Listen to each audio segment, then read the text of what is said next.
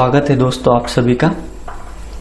Last video में हमने geometry draw की लोडिंग पार्ट कंप्लीट किया, असाइंड पॉइंट स्प्रिंग असाइन किए। अभी इस वीडियो में एनालिसिस रन करेंगे।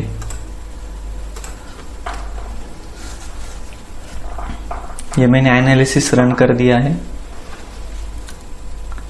ये देखो, अभी पहला तो show deform shape, load combination, यहाँ पे सर्विस लोड कॉम्बिनेशन हमें चूज करना है और अप्लाई।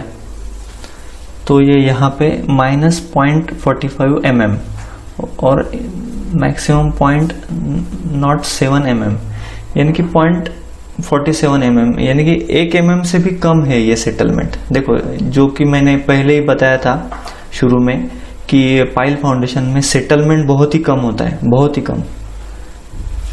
तो ये यहाँ पे सेटलमेंट चेक हो गया है।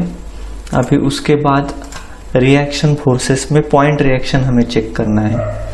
पॉइंट रिएक्शन में सर्विस कॉम्बिनेशन, अप्लाई, क्लोज। यहाँ पे हमें 3D व्यू में वो देखना पड़ेगा। ये यहाँ पे देखो 210 kilo Newton, 283 kilo Newton, 247 kilo Newton and ये 172 किलो न्यूटन, यानी कि ये विद इन लिमिट है। हमारा जो परमिसिबल लोड था, load carrying capacity of one pile 300 kilo Newton थी, तो 300 के अंदर ही चारों पाइल की रिएक्शंस आ रही है। तो इसलिए ये भी चेक हमारा सेटिस्फाई होता है। उसके बाद पंचिंग शेयर डिजाइन चेक, वो भी सेटिस्फाई हो रहा है। देखो 0.57, 0.77, 0.81, 0.88, मेन तो ये कॉलम का है, 0.88 ये भी हो रहा है, यानी कि ये तीनों चेक हो रहे हैं हमारे। ठीक है, अभी डिजाइन की तरफ बढ़ेंगे। फाइनाइट एलिमेंट मेथड से हम डिजाइन करेंगे इम्पोज मिनिमम रेनफोर्समेंट। और यहाँ पे डायरेक्शन 1 से देखते हैं, डायरेक्शन 1 से देखते हैं पहले। तो यहाँ पे मैं पहले तो ये नन करके आपको, ये देखो, ये ऐसे रेनफोर्समेंट बार आएंगे यहाँ पे। तो टिपिकल यूनिफॉर्म रेनफोर्सिंग वो देखते हैं। बॉटम रेनफोर्समेंट में अगर 10 mm के किए 200 सेंटर टू सेंटर करके देखते हैं, तो यहाँ पे ज़्यादा आता है। तो यहाँ पे ये अभी थोड़ा सा आता है, तो यहाँ पे 150 करके देखते हैं। अभी यहाँ पे 150 किए तो बॉटम रेनफोर्समेंट में अलोंग द एक्स एक्सिस देखो 12 mm के 150 सेंटर टू सेंटर किए। उसके बाद भी ये इतने पोर्शन में एक्स्ट्रा रेनफोर्समेंट हमें प्रोवाइड करना पड़ेगा। तो यहाँ पे अगर मैं उसका आधा कर देता हूँ 75, तो ये यहाँ पे नॉर्मल बचता है। एक्चुअली 75 भी वैसे चल जाएगा। यहाँ पे 70 mm किया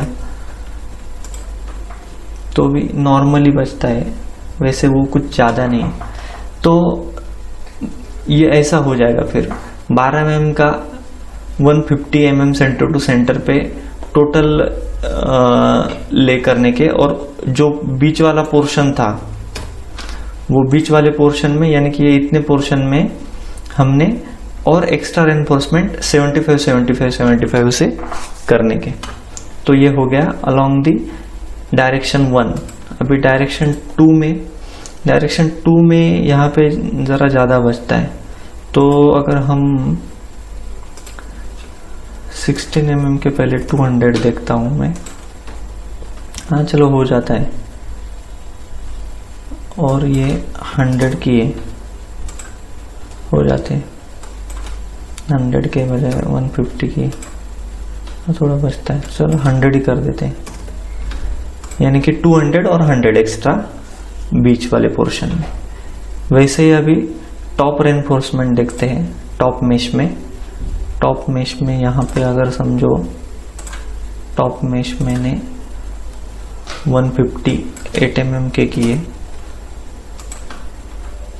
यहाँ पे 10 mm करके देखता हूँ, 10 mm के ज़्यादा हो जाते शायद, 150 करके देखता हूँ, 150 में बचता है तो 125 करके देखता हूँ 10 mm के, ये हो जाता है 125 में।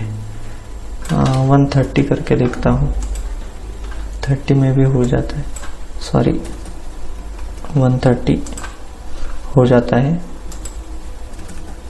140 नहीं होता, 135 नहीं होता, यानी कि 130 हो जाएगा, 130 में हो जाता है, फिर 130 कर देने का along the direction 1 top reinforcement. अभी बॉटम में भी 10 के हो जाते शायद, 150 करके देखते हैं, 130 में ही हो जाता है, 130 रहने देने का।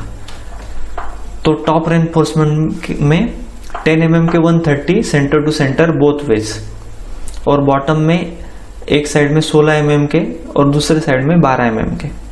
इस तरह से ये रेनफोर्समेंट का डिटेलिंग आ जाएगा, यानी कि 2 मेश आएगा, जैसा अपना राफ्ट फाउंडेशन में आता है वैसे 2 मेश आएगा इसका भी,